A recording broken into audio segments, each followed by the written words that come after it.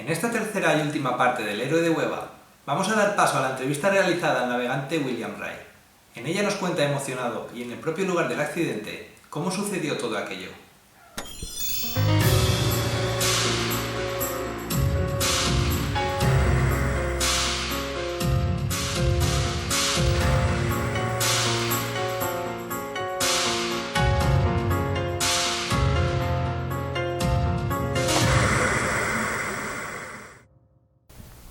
We were flying from Athens to Torrejón to refuel on the way to McGuire Air Force Base in New Jersey.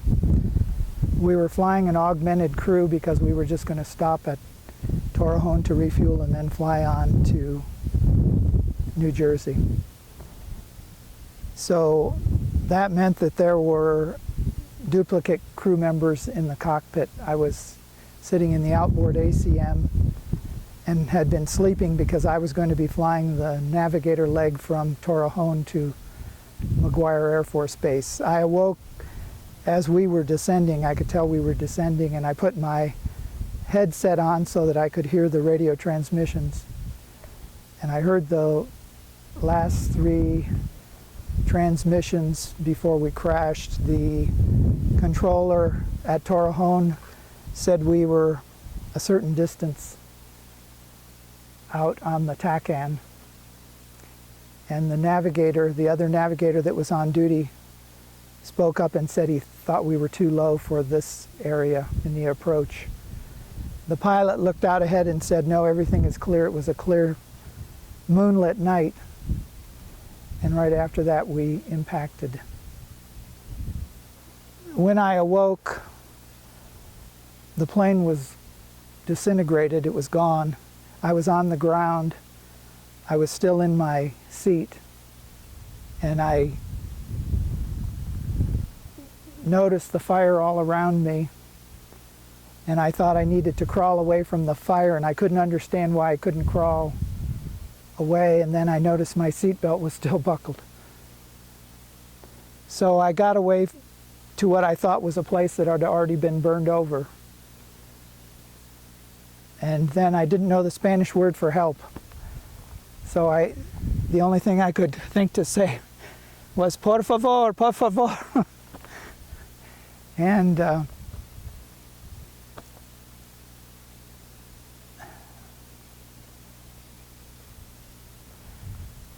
Antonio came up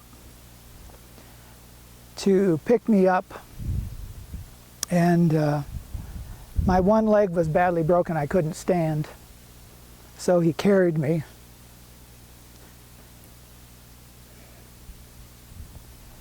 And he carried me a ways, and then Victor Martinez came and assisted, and they both carried me. And then a woman came up and carried my feet. And then a little man, an older man with a lantern came up and led the way back to the village. And that's what I remember. And then Antonio took me to the hospital in his car. Ha llegado la hora de poner fin, entre comillas, a esta historia y pasar a lo que denominamos conclusión subjetiva de los investigadores. Y digo entre comillas porque la investigación ni mucho menos ha llegado a su final.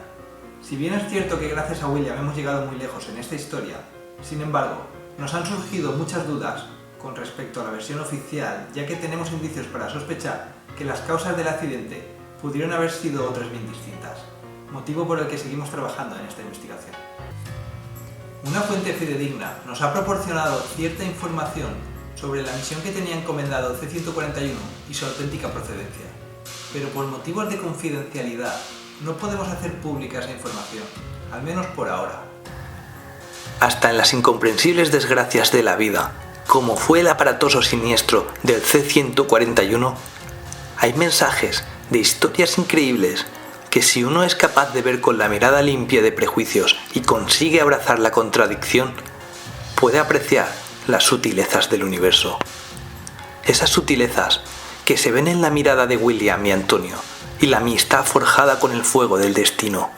Un vínculo que les ha unido para siempre a pesar de los años transcurridos, el idioma y la distancia entre ambos.